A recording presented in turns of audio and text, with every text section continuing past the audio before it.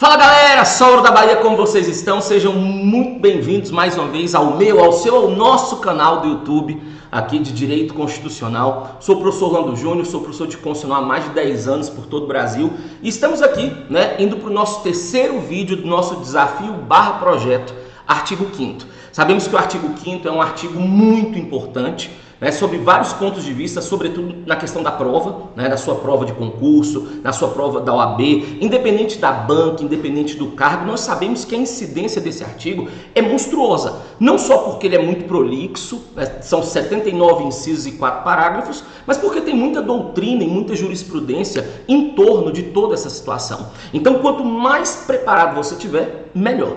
Nós já falamos do caput, nós já falamos dos incisos primeiro e do inciso segundo. Nós vamos falar agora do inciso terceiro, quarto e quinto, beleza? Mas já peço logo que curta esse vídeo, comenta, faça a inscrição no canal e nós vamos aqui juntos tentar bater uma meta. Tentar bater até o final desse projeto 6 mil inscritos. Então hoje eu quero te pedir um favor antes de começar. Se você puder pegar esse vídeo aqui e enviar só para um amigo que está estudando, seja para concurso, seja para o OAB, eu vou ficar muito agradecido. É dessa forma que vai engajando aqui o nosso canal. Mas vamos lá, sem maiores delongas, vamos para o que interessa. Nós vamos ver agora aqui a questão desses incisos que eu mencionei, que são muito importantes. Já pega aí o seu caderno, você sabe o quanto é importante você estar anotando tudo isso. Tem muita doutrina, muita jurisprudência que vocês precisam aqui para que possamos prosseguir. Então vamos nessa. Nós vamos falar agora então, especificamente do inciso terceiro. E o inciso terceiro, ele fala bem assim: ninguém será submetido a tortura nem a tratamento desumano ou degradante. Esse inciso, sendo sincero, ele é tranquilo. Geralmente quando cai em prova não tem muita dificuldade, ele vai mais pela literalidade. Mas eu quero aqui aproveitar esse inciso para puxar alguns pontos importantes para vocês. Até porque no seu estudo, principalmente do direito constitucional, que faz muito gancho com outras matérias, com outras partes, tenta fazer conexão. Eu estou estudando aqui o artigo 5º, mas dá para conectar com algum outro ponto? Eu vou fazer. Então vem aqui comigo, por favor. Nós já sabemos então que ninguém será submetido a tortura nem a tratamento desumano ou degradante. E aí, com base nesse inciso terceiro do artigo 5º, eu não quero que você esqueça, por exemplo, que hoje nós temos como um fundamento do nosso Estado, previsto lá no artigo 1º da Constituição, a dignidade da pessoa humana. Dignidade da pessoa humana. Inclusive, a dignidade da pessoa humana, pessoal, é o princípio que justifica a existência desses direitos fundamentais, desses direitos individuais. Hoje o Estado ele não tem que assegurar a você apenas o direito à vida, mas ele tem que assegurar a vida com dignidade. Isso já foi até cobrado em provas de uma forma geral. Outro detalhe também, aproveitando aqui esse ensejo, é que os direitos da pessoa humana, os direitos da pessoa humana, eles acabam sendo considerados, aqui deixa eu só melhorar isso aqui porque ficou feio, os direitos da pessoa humana, eles acabam sendo considerados pela Constituição como princípio constitucional, princípio constitucional sensível. Isso aqui você vai encontrar lá no artigo 34, inciso 7, lá você tem todos os princípios sensíveis, não é apenas esse aqui que nós temos, mas precisamente na linha B, beleza? E aí você me pergunta assim, professor, o que é um princípio constitucional sensível? Princípio constitucional sensível, aí estou falando de artigo 5º, já fiz conexão com princípios fundamentais, estou fazendo conexão agora com a organização do Estado, mais precisamente intervenção. Princípio sensível é aquele que obrigatoriamente tem que ser respeitado pelo DF, pelos estados, pelos municípios, sob pena de uma intervenção. Ou seja, se um princípio sensível for contrariado, pode ocorrer uma intervenção da União, por exemplo, em cima do Estado. Claro, eu não vou entrar no mérito da intervenção aqui, tem até vídeo meu aqui no canal falando sobre intervenção, mas eu só quero puxar esse gancho. Outro detalhe ainda sobre tortura, importante, e esse gancho aqui, eu volto para o artigo 5º, é que a nossa Constituição, no próprio artigo 5º, nós ainda vamos analisar esse inciso à frente, ela fala que a tortura é um crime inafiançável e insuscetível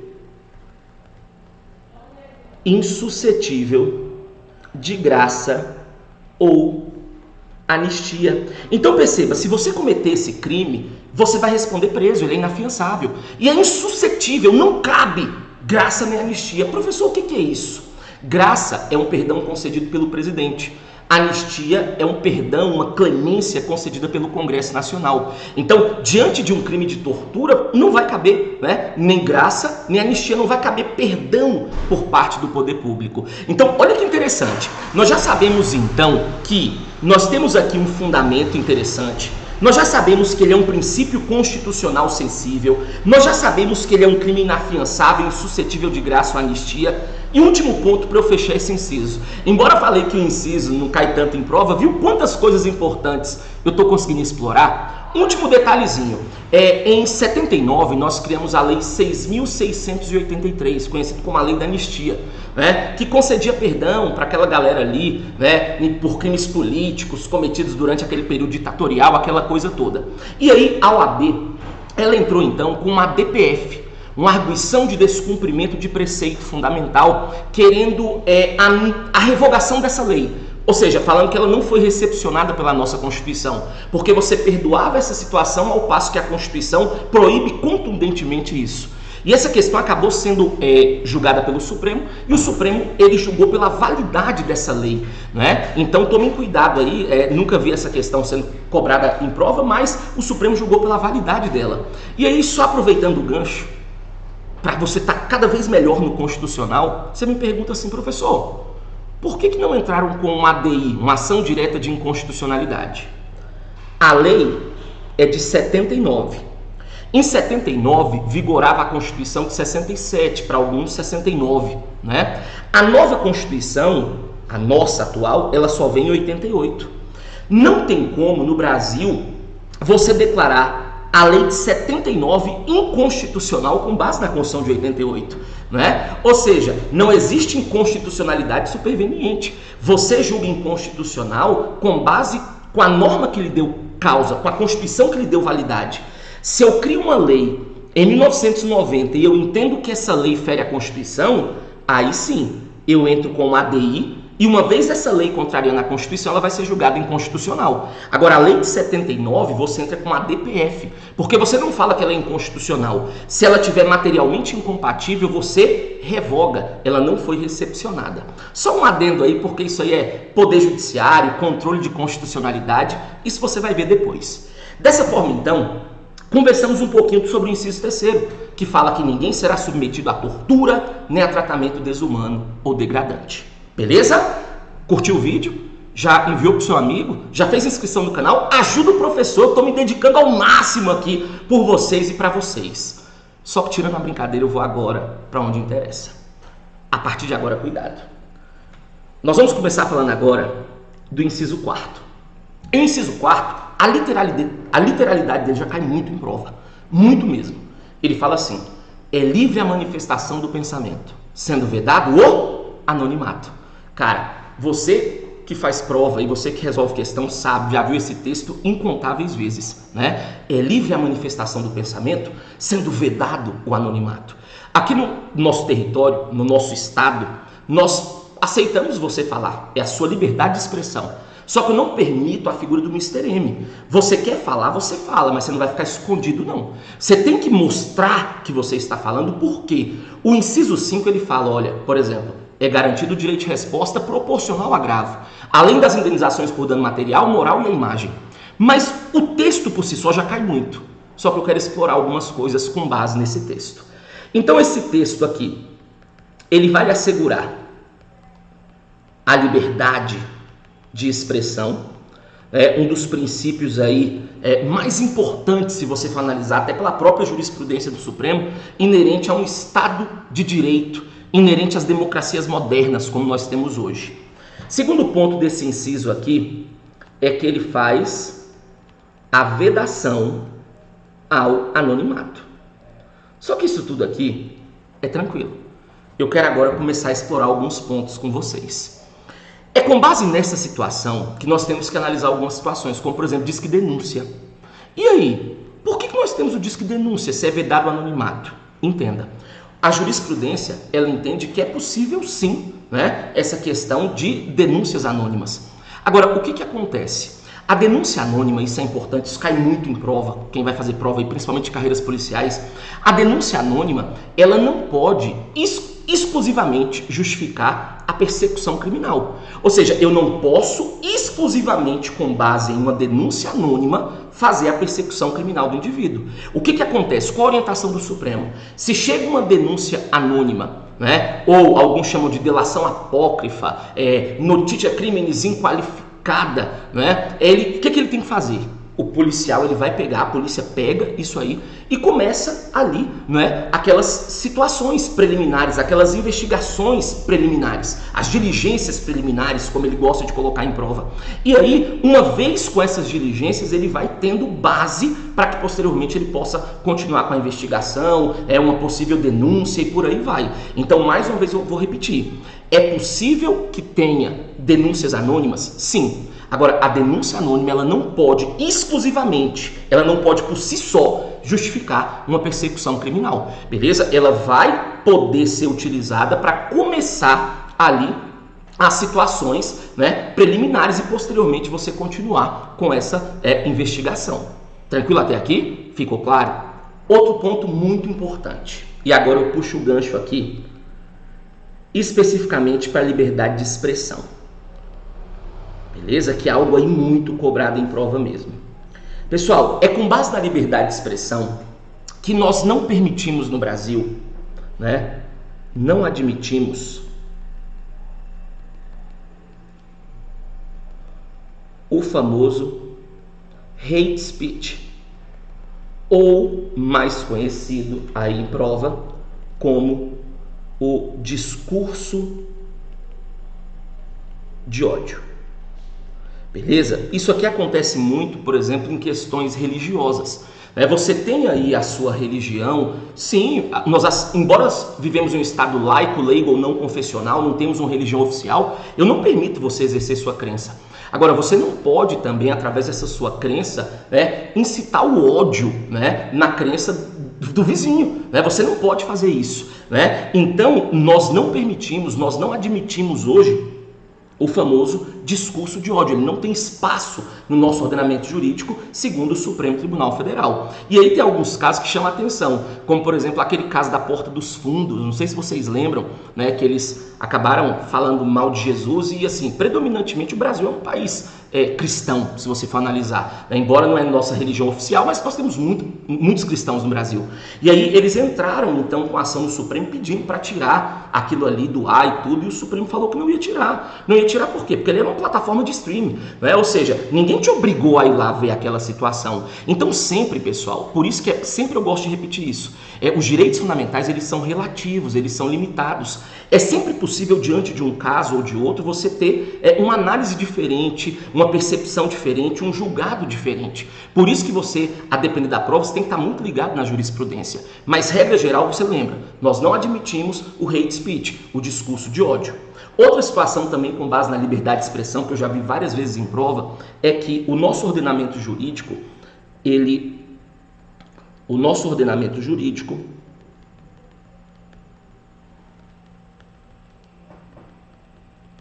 não consagra o direito ao esquecimento. Beleza? Ele não consagra o direito ao esquecimento.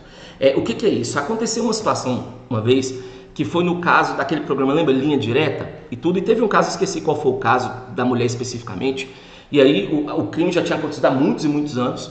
E aí a família, queria ali, uma indenização, salvo engano, porque ela alegou que aquilo ali já tinha passado tanto tempo e tudo, não tinha por que estar revivendo, aquela situação de novo, era desgastante, era prejudicial à família. E o Supremo entendeu que não, que nós não asseguramos ali o direito ao esquecimento. Aquelas provas, elas foram obtidas, aquelas situações como um todo, de forma lícita, Elas foram válidas, então, justamente não tendo essa situação, não tem porquê, de você acabar assegurando essa situação. Claro, tudo depende de uma análise de caso concreto, né? Em algumas situações, uma situação mais excessiva pode justificar uma ou outra análise pelo judiciário? Pode.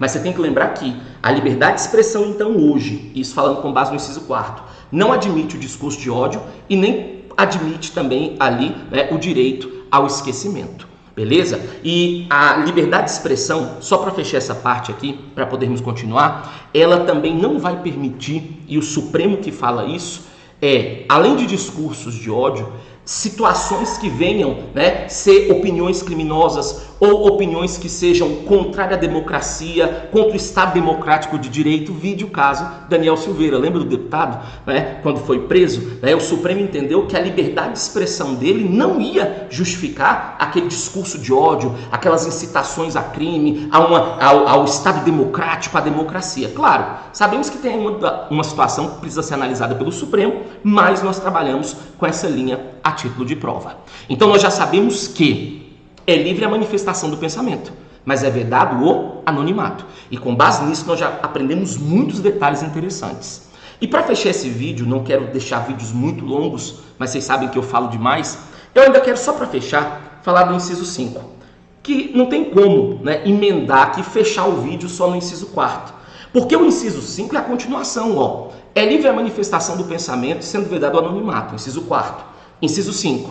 É garantido o direito de resposta proporcional ao agravo, além das indenizações por dano material, moral e à imagem. Beleza?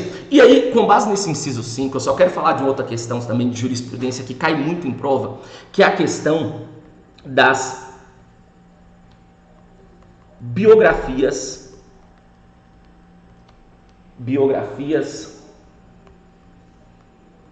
não autorizadas, né, que teve como exemplo aí, né, que acabou indo para a mídia aquela questão do livro do Roberto Carlos, lembra? E o Supremo entende, pessoal, que é possível sim você publicar independentemente da autorização do biografado. Isso já foi cobrado em prova incontáveis vezes. Então, é possível você publicar uma biografia independentemente da autorização daquele ali que está sendo colocado naquela história, ou seja, o biografado. Beleza? Claro, se você posteriormente vê que essa situação foi excessiva, que gerou dano a essa pessoa que fez essa biografia aí, ela vai poder responder penalmente, ela vai poder responder civilmente, né? Então, claro, nós não vamos permitir excessos, abusos. A liberdade de expressão não permite excessos, abusos, beleza? E aí, não esqueça um detalhe, o próprio Supremo já falou também que, a depender da situação, uma mera indenização não resolve o problema. Por isso entra aqui aquela questão da tutela inibitória. Você pode entrar ali com a situação de fazer, ou seja, fazer com que essas obras que já foram publicadas sejam retiradas, né, ali, uma obrigação de não fazer, ou seja, de não publicar, mas tudo depende de uma análise de caso concreto. Se ele perguntar na sua prova, como ele já fez incontáveis vezes, é permitido, pessoal, né, você divulgar, você publicar ali a história de alguém, mesmo não tendo autorização dela, o Supremo entende que sim, beleza? E para fechar mesmo, né, não esqueçam dessa questão de indenização. É possível acumular indenização? Sim. Você tem aí, por exemplo, súmulas do STJ, súmula 27, salvo engano, que vai falar sobre isso.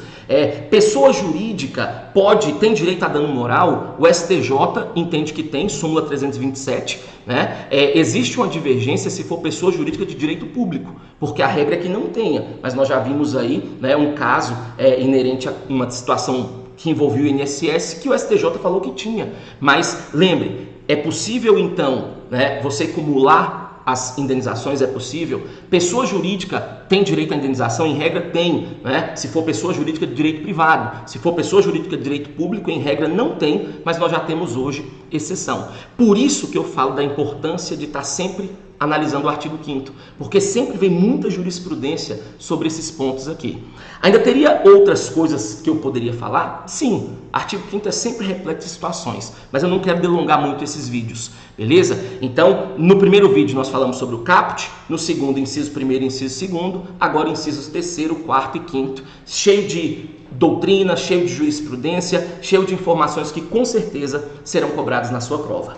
Mais uma vez, muito obrigado pela presença de vocês. Não deixa de curtir o vídeo, não deixa de comentar, fazer inscrição no canal e dessa vez, especificamente, enviar para pelo menos um amigo, um familiar que está estudando, falar assim, poxa, vai lá, dá uma força, faz inscrição no canal do professor e vou ficar muito agradecido, muito lisonjeado. Um grande abraço para vocês, até domingo, né? Hoje sexta-feira tem vídeo, amanhã não tem vídeo, né? Domingo tem vídeo, que é para que vocês possam estar sempre revisando e cumprindo esse nosso desafio. Um grande abraço e até a próxima. Valeu!